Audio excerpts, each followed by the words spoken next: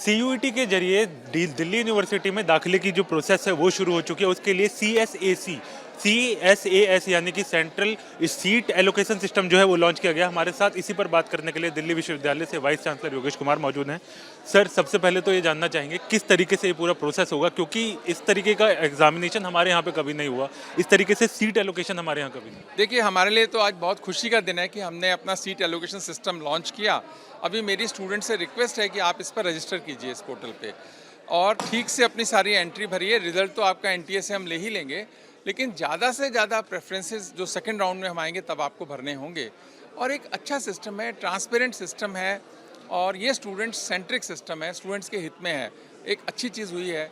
Sir, अब तक students जो हैं वो कॉलेज की कट ऑफ का वेट किया करते थे। इस बार कॉलेजेस में ये उल्टा प्रोसेस होगा कि स्टूडेंट्स का वेट कॉलेजेस करेंगे। हाँ, बिल्कुल, स्टूडेंट्स का वेट कॉलेज करेंगे और ये स्टूडेंट की चॉइस पर है कि वो कौन सा प्रेफरेंस देते हैं। उसके आधार पर सेंट्रल पोर्टल से ही उनको सीट अलॉट हो जाएगी। उसके बाद में कॉलेज से वो डॉक्यूमेंट वेरीफाई कराएंगे जाके। उसके बाद सेकेंड राउंड में अगर वो सेटिस्फाइड नहीं है तो जाएंगे। तो एक अच्छा सिस्टम है, ज़्यादा अपॉर्चुनिटी स्टूडेंट्स को देगा, ज़्यादा ओपननेस के साथ ये सिस्टम चलेगा।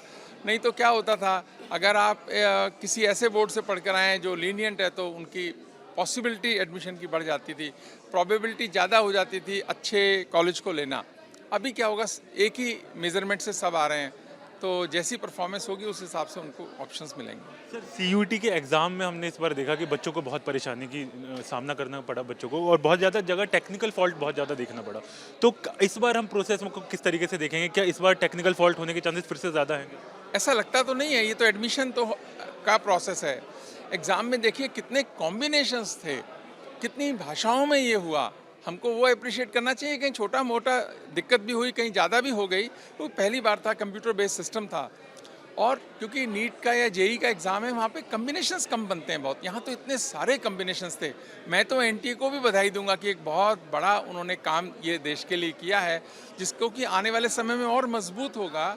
और एक अच्छी बात यह है कि 21st सेंचुरी का भारत है, जिसमें ट्रांसपेरेंसी, इक्वल अपॉर्चुनिटी और इंक्लूजन की जब हम बात करते हैं, तो ये प्लेटफॉर्म है जो इन सभी चीज़ों को एड्रेस करेगा। सर, आखिरी सवाल है मेरा कि इस बार क्योंकि डिले बहुत ज़्यादा हो गया है, तो सेमेस्टर डिले हो गया है, तो क्या इसकी वजह से ये होगा कि एग्जामिनेशन में स्टूडेंट्स को प्रॉब्लम का सामना करना पड़ेगा? क्योंकि ऑलरेडी नवंबर हम देख रहे हैं कि नवंबर तक हम ये सिस्टम कंप्लीट कर पाएंगे, तो प्रोसेस जो है बहुत देर से शुरू होगा। देखिए, क्लासेज 1 नवंबर को शुरू हो जाएंगे, तो नेचुरल है कि थोड़ा सेमेस्टर तो पिछले साल भी डिले था, उससे पिछले साल भी डिले था, कोविड के कारण था, अलग अलग कारणों से।